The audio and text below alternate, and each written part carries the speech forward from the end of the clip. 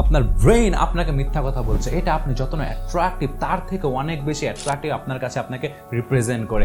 আর এটা একটা মেকানিজম, কারণ এটার মাধ্যমে আপনি নিজের সম্বন্ধে অনেক ভালো ফিল করেন। বাট এটা যেমন ভালো দিক আছে, পাশাপাশি এটা আপনার যে পোটেনশিয়াল, মানে আপনার গুড লুকিং, হ্যান্ডসাম, অ্যাট্রাকটিভ দেখানোর যে পোটেনশিয়াল, সেটাকে অনেকটা হোল্ড ব্যাক করে রাখে। সো আমি আপনাকে আজকে সায়েন্সের মাধ্যমে দেখাবো আপনি 1 থেকে 10 স্কেলের ভিতরে কোথায় র্যাঙ্ক করেন। আর এটা জাজ করার জন্য আপনাকে 6টা ডিফারেন্ট প্যারামিটারে থাকবে, যেটার ভিতরে আপনি নিজেকে আপনি জাজ করতে পারেন। আর আমি চাই যে আপনি প্রত্যেকটা প্যারামিটারে আপনার 1 থেকে 10 যে স্কোরটা আছে সেটা লিখে রাখেন কোনো ফোনে বা খাতায়, যার মাধ্যমে আপনি একদম শেষে গিয়ে আপনি এক্স্যাক্টলি হ্যান্ডসামনেস বা অ্যাট্রাকটিভনেসের ভিতরে কোথায় র্যাঙ্ক করেন সেটা আপনি নিজেকেই নিজে জাজ করতে পারবেন। সো প্রথম প্যারামিটার হচ্ছে হাইট। আর ছেলেদের ক্ষেত্রে হাইট খুবই ইম্পর্টেন্ট। আর আমাদের সোসাইটিতে আপনি যেখানেই যান না কেন আপনাকে মানুষ হাইট নিয়ে জাজ করবে, যদি এটা ঠিক না, বাট আসলে এটাই ট্রু। আর এই হাইট, এখানে দেখেন যে স্কেলের ভিতরে 10টা ডিফারেন্ট হাইট দেওয়া আছে, আর এই হাইটের অনুযায়ী আপনাকে 1 থেকে 10-এর ভিতরে ডিফারেন্ট র্যাঙ্ক করা আছে। সো আপনার হাইট কোনটা সেটা এই র্যাঙ্কের স্কেল থেকে আপনি নিজেরটা একটা কাগজে বা একটা ফোনের ভিতরে লিখে ফেলুন। যদি আপনার হাইট কম হওয়া হয় তাহলে আসলে এত খারাপ ফিল করার কিছু নেই, কারণ আপনার নিজেকে নিজে জাজ করার জন্য এখন আরও 5টা প্যারামিটার বাকি আছে। সেকেন্ড প্যারামিটার হচ্ছে ইনকাম। এখন অনেকে মনে করে যে টাকা মানুষকে খুব বেশি অ্যাট্রাকটিভ বানাতে পারে না, আবার অনেকে মনে করে যার কাছে যত বেশি টাকা আছে সে মানুষকে তত বেশি অ্যাট্রাক্ট করতে পারে। আসলে দুইটার একটাও ট্রু না। একটা জার্মান স্টাডিতে বলা হয়েছে যে টাকা আসলে ইম্পর্টেন্ট, বাট একটা সার্টেন পয়েন্ট পার হওয়ার পর টাকা আর কোনো ম্যাটার করে না, আপনাকে আর অ্যাট্রাকটিভ বানাতে পারে না। সো আপনি আপনার ইনকাম অনুযায়ী আপনার এই স্কেলের ভিতরে কোথায় র্যাঙ্ক করেন সেটা আপনি ঝটপট করে লিখে ফেলুন। আর থার্ড প্যারামিটার হচ্ছে হেয়ার হেলথ। আর আপনার মাথায় যদি ফুল হেয়ার থাকে তাহলে এটা হচ্ছে সুপিরিয়র জেনেটিক কোয়ালিটির একটা সাইন। আর আপনার মাথায় যদি সাপোজ ফুল হেয়ার থাকে, কোনো ধরনের ড্র্যান্ড্রাফ, ড্রাইনেস বা হেয়ার ফল কোনো ইস্যু না থাকে, তাহলে আপনার স্কোর হচ্ছে এই স্কেলে 10। অ্যান্ড আপনার মাথায় যদি ফুল হেয়ার থাকে, আপনার চুলে যদি ড্রাইনেস থাকে, ওয়াইলনেস থাকে বা ড্র্যান্ড্রাফ থাকে, তাহলে আপনার স্কোর হবে 8।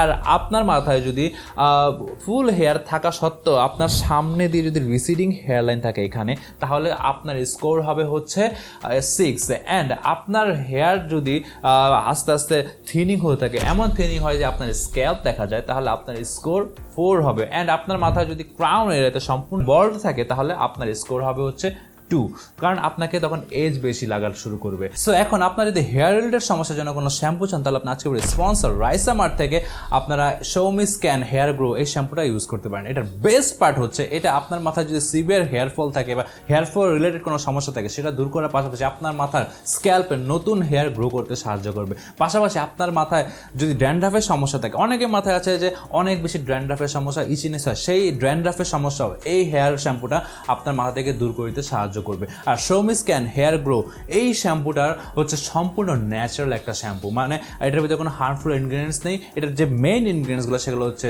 জবা, আমলা, তুলসী, এই ধরনের ন্যাচারাল ইনগ্রিডিয়েন্টস, যার ফলে আপনি এটা মাথায় ইউজ করলে কোনো ধরনের হার্মফুল ইফেক্ট ক্রিয়েট হবে না। আর এই শ্যাম্পুটা ছেলে মেয়ে উভয়ই ইউজ করতে পারবে। আর এটা যখন ইউজ করে মেক শিওর করবেন যাকে ঝাঁকিয়ে নিয়ে দেন এটা মাথার স্ক্যাল্পে 2-3 মিনিট রেখে মাসাজ করে দেন পানি দিয়ে ধুয়ে ফেলবেন। আর আপনার যদি হেয়ার রিলেটেড সমস্যার জন্য আরও ভালো রেজাল্ট পেতে চান, তাহলে আপনি এই শ্যাম্পুটার সাথে শোমি স্ক্যান অ্যাডভান্স হেয়ার অয়েলটা ইউজ করতে পারেন। আর এই হেয়ার অয়েলটাও সম্পূর্ণ ন্যাচারাল একটা হেয়ার অয়েল। এটার মেইন ইনগ্রিডিয়েন্টস হচ্ছে সেসিমি অয়েল, পেপারনাট অয়েল, কোকোনাট অয়েল, মানে সম্পূর্ণ ন্যাচারাল যত হেয়ার অয়েল আছে সবগুলো হেয়ার অয়েলের ব্লেন্ড দিয়ে এই হেয়ার অয়েলটা বানানো হয়েছে। আর এটা আপনার চুলকে নারিশ করার পাশাপাশি আপনি যখন এটা ইউজ করবেন তখন দেখবেন যে আপনার চুল সুন্দর একটা সিল্কি আর সফট একটা ভাইব আপনার চুলে এসে পড়বে। আর আপনি এই শ্যাম্পুগুলো কেনার জন্য অবশ্যই রাইসা মার্টের ফেসবুক পেজটা ভিজিট করবেন, ডেসক্রিপশনে তাদের লিঙ্ক দেওয়া আছে। এছাড়া 4 নাম্বার প্যারামিটার হচ্ছে body fat percentage. Body fat percentage আপনি কেমন মোটা বা আপনার বডি কেমন স্ট্যাটিক সেটা জাজ করবে। সো অনেক বেশি যেমন বডি ফ্যাট পার্সেন্টেজ থাকাও যেমন শরীরের জন্য ভালো না, ঠিক পাশাপাশি অনেক কম বডি ফ্যাট পার্সেন্টেজ থাকাও আপনার হেলথের জন্য ভালো না, দুইটাই খারাপ জিনিস। আর এদের মধ্যে 12 থেকে 18 যে বডি ফ্যাট পার্সেন্টেজটা আছে সেটা হচ্ছে একটা মানুষের জন্য আইডিয়াল বডি ফ্যাট পার্সেন্টেজ। আর এর মধ্যে যে 14% বডি ফ্যাট পার্সেন্টেজটা আছে সেটা হচ্ছে একদম এক কথায় বেস্ট যে কোনো মানুষের জন্যই। সো এখন পর্যন্ত আপনি আপনার height, income, body fat percentage and হেয়ারের উপর বেস করে আপনার অ্যাট্রাকটিভনেসকে জাজ করেছেন। আর এই 4টা ক্যাটাগরি যেই কোনো মানুষই কাউকে যে অ্যাট্রাকটিভ কিনা সেটা দেখার জন্য জাজ করে থাকে।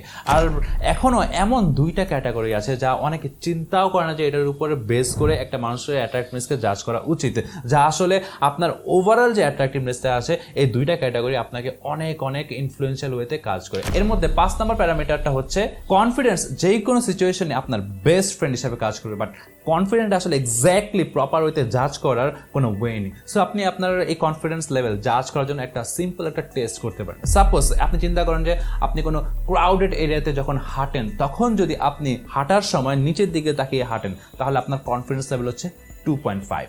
আর আপনি যদি ওই ক্রাউডেড রাস্তায় হাঁটার সময় আপনি মাথা উঁচু করে সোজা হাঁটেন, তাহলে আপনার কনফিডেন্স লেভেল হচ্ছে 5।